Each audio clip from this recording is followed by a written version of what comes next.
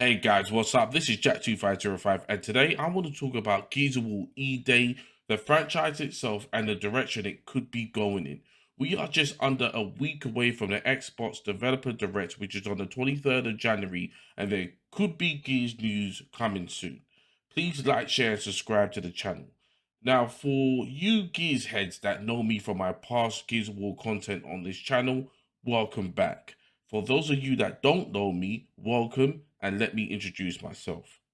I've been playing Gears of War since the first game back in 2006, so I'm considered an OG.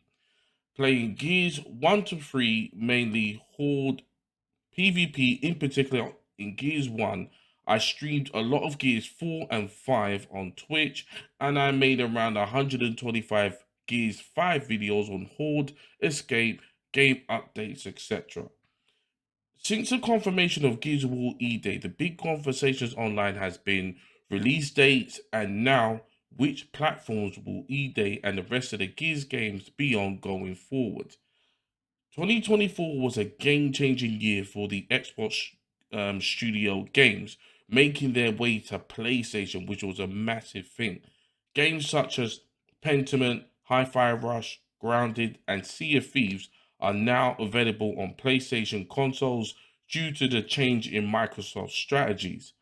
Indiana Jones was recently released on Xbox Game Pass in December 2024 and was deemed to be an Xbox exclusive until it was confirmed that in spring 2025, Indiana Jones and the Great Circle will also be on PlayStation.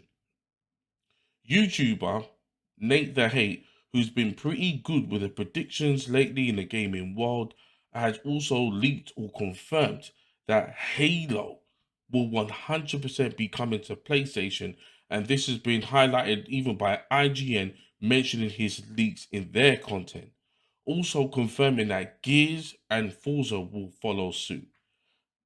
Now, most players will say that Prime Gears period was between Gears 1 to 3. Then the real dip started from Gears 4 and then somewhat continued into Gears 5.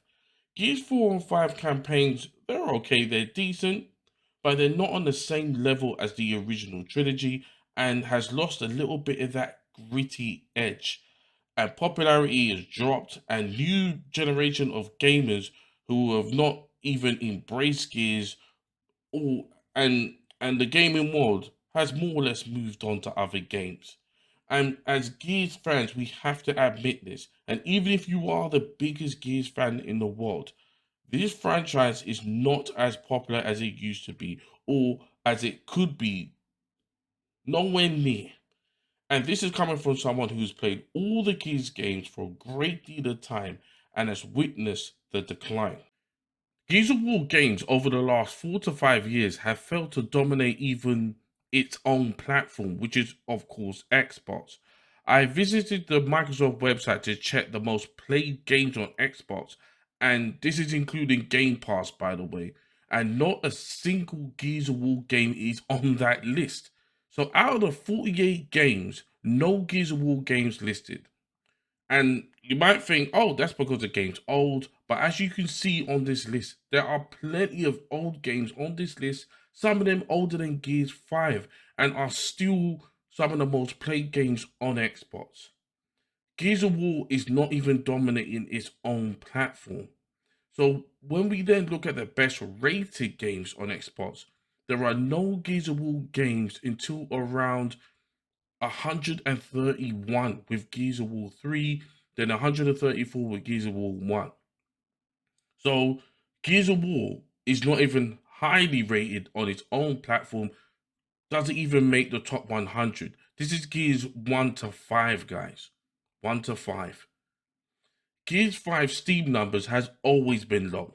It doesn't even have a respectable player count since launch. And in comparison to other games in the market that Gears will be somewhat competing against, here's a mixture of old and new games that generate way higher numbers and ratings than Gears on both PC and the Xbox platform itself. I will provide links to the Microsoft pages and the Steam charts in the description box so you guys can have a look for yourselves.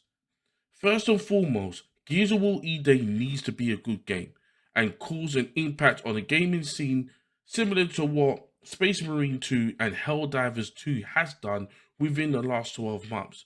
Both of these games have come from older games, older IPs, and have achieved great success. And Gears needs to replicate even some of that success because Gears is no longer, let's be honest, the kings of the third person shooter. They now have company. In my opinion, Gears of War E-Day also needs to be on PlayStation. It needs to be on PlayStation at this point. The franchise needs help. Microsoft now want their IPs everywhere, and Gears needs to take advantage of this by being available on the, let's be honest, the biggest console in the world, which is PlayStation, and become multi-platform. The modern gaming audience doesn't care about Gears, and they practically never have. Gears 4 and 5 is basically a reflection on this opinion. The progress between Gears 4 and 5 was a bit of a sideways move, not much of a jump. And most players, once they jumped in those games, they played the campaign, they left. We all know PvP has a steep learning curve in Gears and is not very new player friendly. The new escape mode didn't set the world on fire for new players and even old players. Even escape for me was a bit of a slow burner, but I got into it later into the game's lifespan. And escape is the least played mode in Gears 5. Horde, now look, I'm still a Horde head. I still like my Horde. But Horde is very old school and it's not attracted much of a long-term new audience. And even a lot of the veteran players, they've moved on from the mode now, gone to play other games or to just go and do other stuff. The more players that get to have the Gears experience, the better for everyone. They're better for the developers, Microsoft, players, content creators. More players, more eyeballs on the new Gears game. And look, I hope Gears E-Day is a good game. And also, if there's any content creators, new, old, veterans, whatever, who listen to this video, it will be in your benefit for Gears of War to be on PlayStation as well. More players, more numbers, and hopefully it'll be good for everyone. Remember, guys, I'm talking about the future of Gears of War. This is not a console war debate because that's completely irrelevant at this point with all crossplay and everything. Sony are choosing to keep their exclusives. Sony are still about shifting those units. Microsoft, they want to spread their IPs everywhere. They want to create their ecosystem. Xbox will probably still go in on the cloud, mobile, PC, Steam Deck probably, and then now on PlayStation and even Nintendo. Microsoft have completely changed their settings. Two different strategies from these massive companies.